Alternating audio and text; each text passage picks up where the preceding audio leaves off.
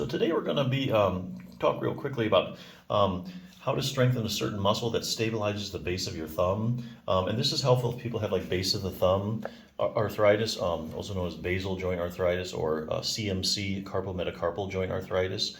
So part of the whole process here is that you can see here's the joint, and the ligaments hold the bones to bones.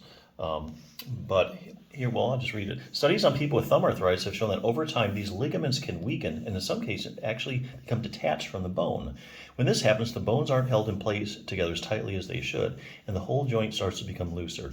In time, the thumb loses bones. It can even shift out of place and stick out. If you see some elderly people, particularly females, this happens to, with a thumb like that, that's where the whole joint, these have basically kind of become shredded. They don't hold the bones in place anymore, so the bone shifts out of place, and so you get that deformity. So just become totally subluxed.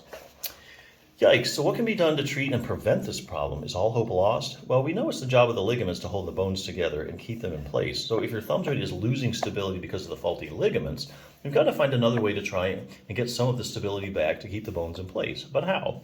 Luckily, you have muscles. Along with making your bones move, the muscles play a key role in stabilizing the joints. Research has shown that there are two key muscles in particular that can really help keep the CMC joint in its place. And I already covered that one. The second one here, okay, so that's the first one. The second one is a muscle we've already talked about, the first dorsal interossei muscle. That's the other muscle. I've made a video of the first one. This is the second muscle, the first dorsal interossei muscle. And there's an simple exercise you can do to strengthen that. Just do that a couple times a week using a rubber band.